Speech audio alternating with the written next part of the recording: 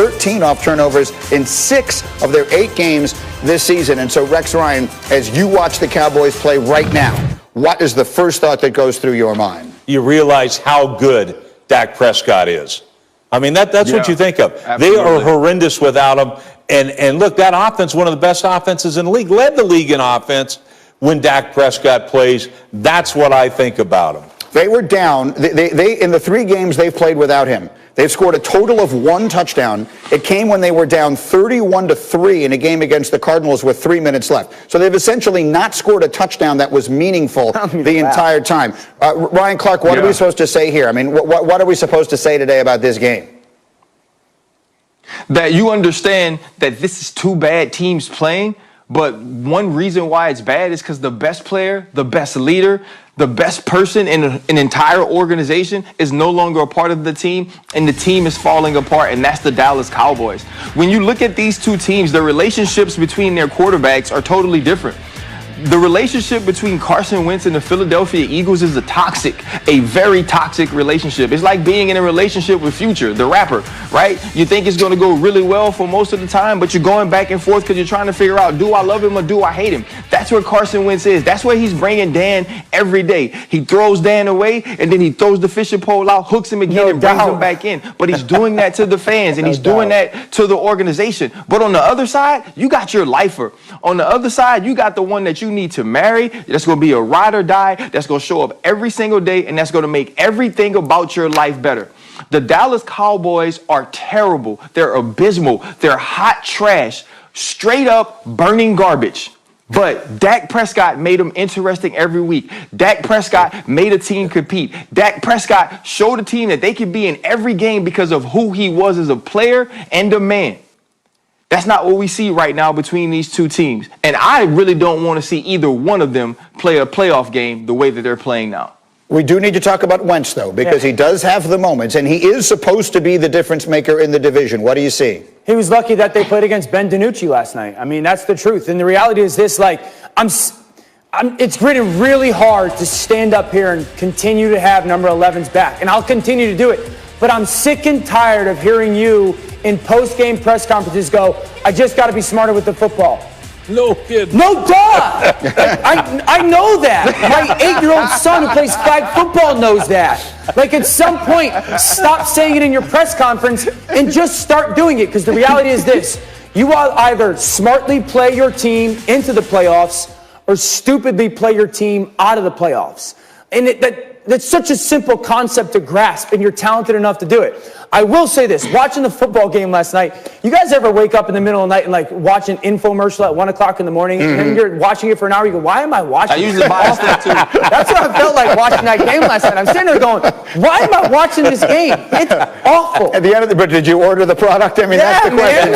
At some point, maybe you order the knife. All right, we'll take a quick break as we football league, and it begins with the rivalry renewed. First ever meeting of Ben Roethlisberger and Lamar Jackson, 25th meeting for John Harbaugh and Mike Tomlin. And early on, Dan, it's a pick right off the bat. What a way to start this game for the Steelers defense. They drop out in zone coverage. Lamar goes to number 2 in his read. The linebacker's playing, just waiting right there for him to throw it to him. Catch it, score, Steelers defense. It's a pick 6 in the first minute of the game. But the Ravens matriculate the ball down the field, and then it's Jackson and it's Miles Boykin, and we're all tied. This is an outstanding play by Lamar. He feels pressure come off his right. He's got one-on-one on a linebacker. Throw it to that back pylon. Touchdown, Ravens. The Ravens have the lead, and they're looking to control the game, and he throws another pick. He just never sees that underneath defender. We're going to get into this. It's a certain kind of pressure Pittsburgh ran. He's trying to get the ball up over the top. He doesn't. Interception again. Play really turned the game around because then the Steelers start to cook. Ebron, touchdown. Empty set. They get a one-on-one matchup, and it's a blown coverage by the Ravens defense on that shallow cross by Ebron.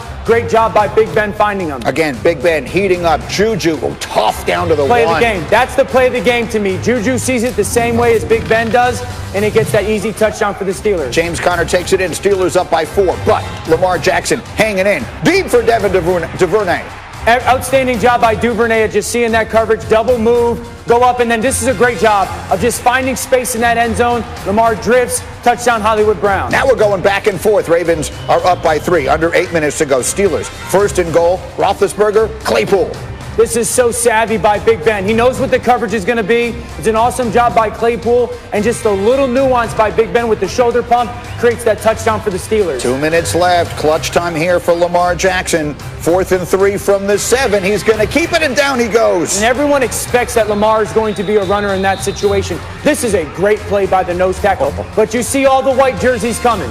They knew that Baltimore was going to put the ball in Lamar's hand on that quarterback draw, and they fired. But the Steelers would go 3 and out, so the Ravens would get one more shot. And here's another 4th down, 26 seconds left. This time it's good for 32 to Willie Snead. Outstanding job by Willie Snead, who had a great game of just finding those soft spots in the zone. Lamar hanging in the pocket and creating a big chunk in the pass game. So they spike it. 5 seconds left now from the Pittsburgh 23 for the win. And it's not there. Outstanding break on the football by Mika Fitzpatrick. You're going to see it right here. Watch him drive on the football.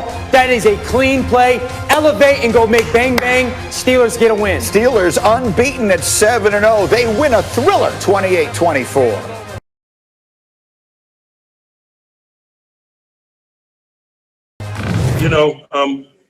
We have respect for him, but we don't fear him. And so, we're not surprised by anything that transpires. The turnovers, I feel, is the reason we lost the game. I put that on me. Got to clean those up, and I feel we won that game. I feel we're in a great spot. We just got to finish. But the numbers are what the numbers are. Lamar Jackson, going back to the 2019 regular season, has not beaten a team above 500. His total QBR drops off 19 points from its regular place. And so let us begin the conversation there, and we'll bring Ryan Clark into the conversation and say good morning to RC. People will look at this and they will say Lamar Jackson spectacular, but he cannot beat the good teams in big games. What do you think? You heard Lamar Jackson say, if I do that, then we would have won the game. Right now, that would be the title of his 30 for 30. If I did that, we would have won the game. You can say the same thing against the Los Angeles Chargers. You can say the same thing against the Tennessee Titans. And you can go to the 3 games against Patrick Mahomes and the Kansas City Chiefs that he's lost and say the exact same thing. If Lamar Jackson plays better, if Lamar Jackson finds ways to get in efficient passing games, if Lamar Jackson finds ways to make plays, then the Baltimore Ravens win. But it's been too many times in the big game, in the most important moments, that Lamar Jackson and his offense hasn't made the plays to win football games. Right now, they are viewed through a championship bubble. And in that bubble, they don't win when the team's as good. They don't win when the rosters stack up. They don't win when they can't physically dominate. They couldn't yesterday. And because they couldn't, he needed to be an efficient passer down the field and outside the numbers. And he couldn't do it. He has not done it. And until he does, this will always be the story of Lamar's big games. If I would have done that, we could have won the game. Rex, you are his biggest fan. Right. You have been championing Lamar Jackson back to a time when almost no one else was. Is he doing enough? Are they doing enough to win a championship the way they're playing? Yeah, and it's interesting because Ryan and I have been through these matchups a million times apiece. But the most physical team generally wins that matchup yesterday specifically. Mm-hmm. Baltimore was way more physical than Pittsburgh was. Guys, they outgained them 2-1. I mean, over 50%. More. Right. I mean, they just destroyed them, and they didn't. They bludgeoned them. And the thing is, we're going to look at this. Lamar, he talked about it. Those turnovers, that's what cost the game. They're up 10 points, and they just blew it. And, man, I mean, the Ravens, I come out of this game, I am fired up because I ran the ball down Pittsburgh's throat, something that was supposed to be impossible to do, and you guys accomplished it, yet you never won the game. It's frustrating. But guys, whatever we do, the biggest mistake we can make is what Baltimore's done this year. They're trying to make this guy somebody he's not. He's never going to be Aaron Rodgers. But you know what? He doesn't have to be. He was the league MVP last year. Let him do it. Look, Lamar, if that dude's there, fine. Okay, and the protection's fine. Sit in that pocket, wait till a guy separates. If he doesn't, take off with it. And there's nothing wrong with that, and he doesn't need to apologize for it. And to me, will he win the big game? He hasn't done it yet, but I'm saying yet. I don't know. The narrative and the questions are going to remain. I mean, he gifted the Steelers 17 points. And here's my thing. The Steelers know it. The Steelers know exactly how to play against Lamar Jackson because they've done it 2 times in a row. It's like they're going to dare him to beat them throwing the football. They're not going to allow him to beat them when they run the football. It's the same 3 turnovers are the same type of defense. Zone pressure, blitz one, drop one. Number one's taken away. Linebacker, just wait there in the middle of the field. That's where Lamar wants to throw the ball. He will get back to you, pick, interception. We can go to the fumble. It's going to be the exact same type of defense.